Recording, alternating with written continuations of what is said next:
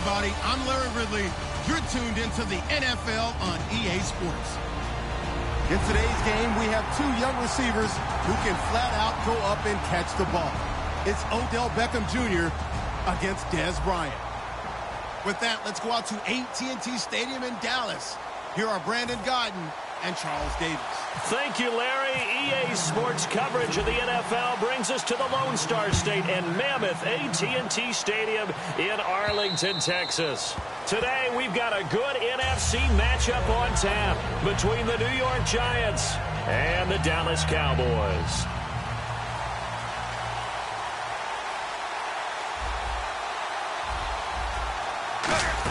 Here's the former 7th-round pick, Rashad Jennings. 5 yards on the carry. Good pickup on first down. They stay on the ground. Again, it's Jennings. It'll only be a gain of a yard, and it sets up a 3rd down and 4 now. An extra defensive back in the game now here for 3rd and 4. They'll run it now out of the gun. And he went backwards. He'll be down at the 30. And no move to get the offense off the field. They're going on 4th and 5. Here's Manning to throw. That play almost seemed like a baseball play. See ball, hit ball. But in this case, see guy with ball, tackle guy with ball. But that's the kick starter right there.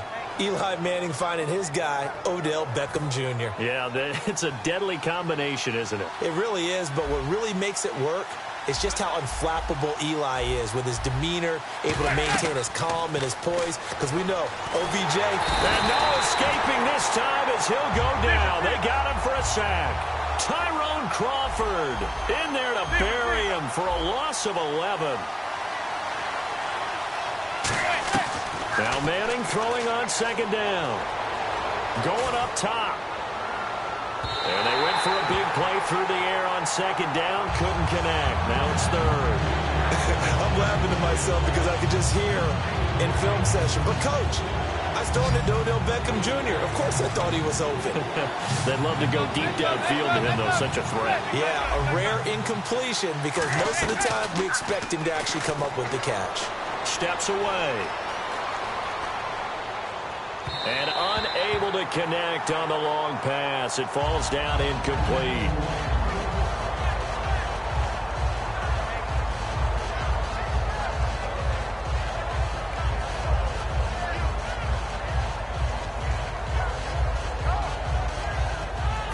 On 4th down, the Giants call on Brad Wing to punt it away.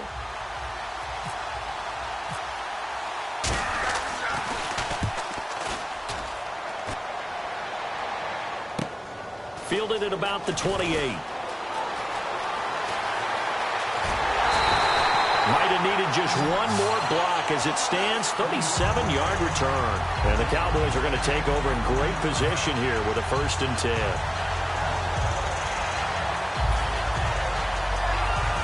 And a great spot to start this drive from here.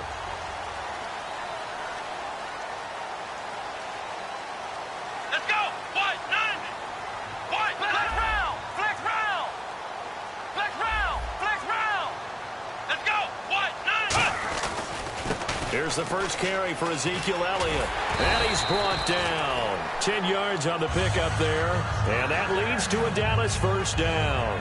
So the run gets them the first, and now they operate with a fresh set of downs. I don't want to downplay the run, but that's exactly what I expected out of him coming out of college. When I look back at my draft analysis, one of the highest-rated players on my board, a 3-down back who can do everything. And one of the best parts of his game is what he does when he doesn't have the football, because he carries it really well, but he blocks equally as well as pass protects for his quarterback. I think he's going to be special. And this O-line, it is the lifeblood of the offense. They establish the tone. Mean, nasty, physical. They can't wait to get after people. That allows the rest of the offense to feel confident. Now Prescott. And this one complete to Witten over the middle. 9 yards on the pickup there, and it keeps the drive alive. Completion was given up, but that's why you play zone defense, so that you can have people around the ball when it's caught, and you don't give up much run after the catch.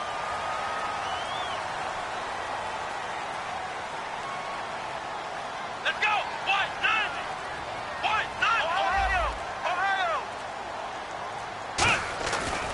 first down carry by Elliott. And nothing doing. He's immediately taken down at the line of scrimmage. Call it no gain on the play, and it'll be second down. And we look now at the defense for the Giants. Dominique Rodgers-Cromartie is one of those tall corners that fools you with his ability to change directions. DRC can play. Flex round. Let's go. Grand 38. They go to Elliott again. It's a gain of about 3, but it's going to leave him with 30.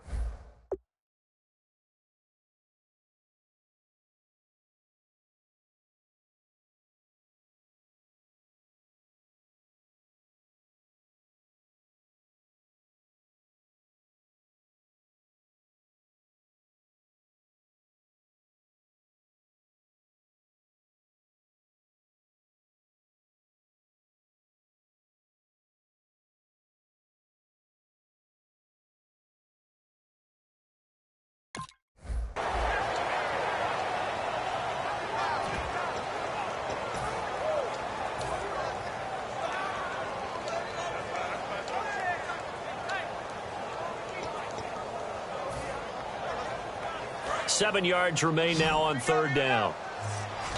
Ohio. Come on, let's go. Grand 38. Here's Prescott. That's complete right around the 8.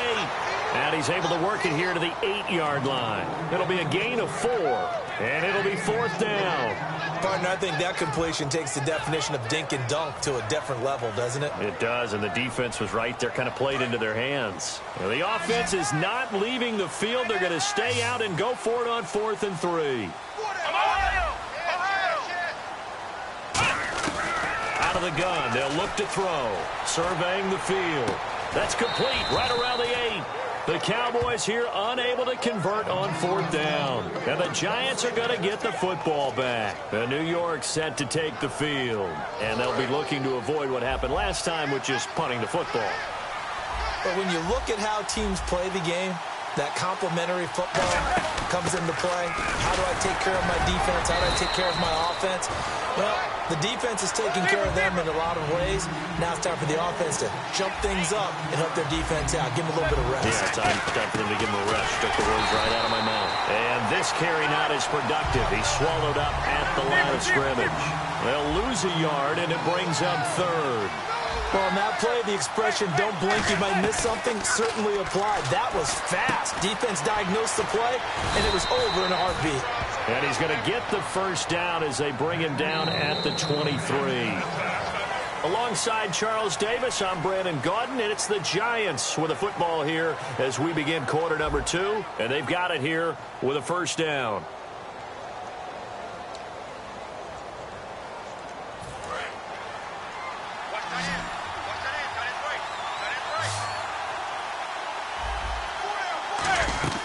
Throwing on first down is Manning, and that'll be incomplete. Well, Charles, we had one of the best innings, if not the best of the season in Week 10. Will Parks of the Broncos returning that block kick down the sideline.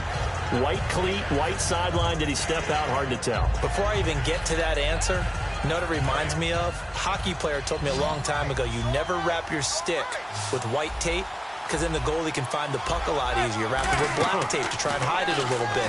We talk about a white shoe on a white sideline. Hard to tell whether he did or didn't. And since the call on the field was he didn't, it had to stand. So that made it really work out well. So if you're going to play, white cleats might be the way to go.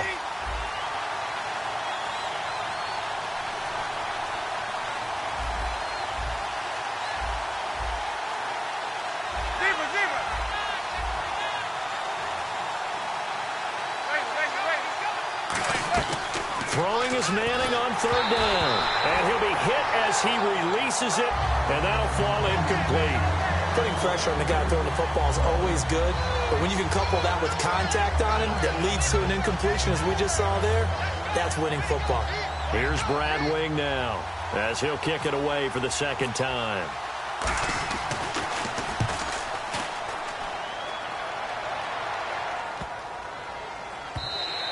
And And no one there to stop it. Hits at the 8, but it carries all the way into the end zone for a touchback. And now Dallas gets set to take the field. And on the last drive, they were in field goal range. They just opted not to kick it, didn't get it. How does that change the mentality this go-around?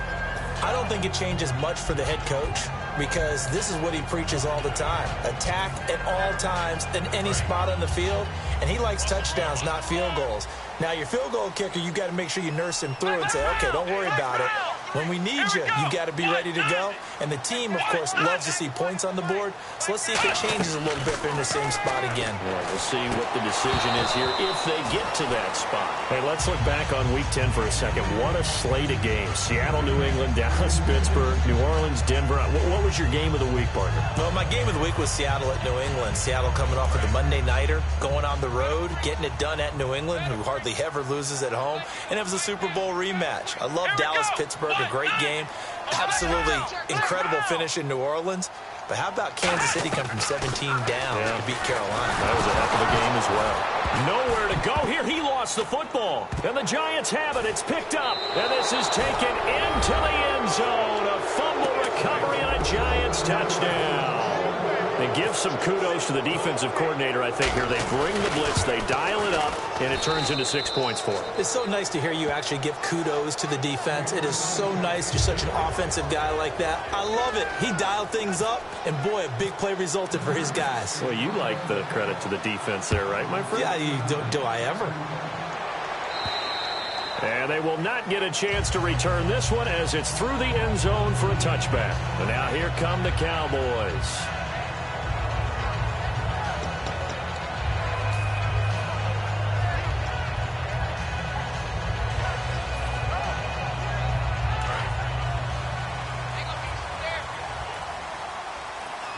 Bryant, the lone receiver, left. Let's go. Brand 38. Brand 38. They'll come out throwing here to start the drive. A hit as he throws there, incomplete. All right, partner, I want to check in on a talking point we had week 1. Dark horse playoff contenders. You threw out Oakland and Jacksonville. Oakland's still looking good. But they're living up to it, tied for first in the AFC West. How about Jacksonville? Really struggling right now at 2-7. I don't know what they're going to do to bump things up. But how about the NFC West? The Rams said they weren't going to be 7-9 this year. They're 4-5, but they need to make their push starting right now. And no one talked about Detroit in the preseason. Matthew Stafford and the Lions are 5-4 and ahead in the NFC North. Now he'll look to throw here on 2nd and 10. A battle for it, and it's intercepted. Picked off by Landon Collins. And his crew will take over with a football at the 35-yard line.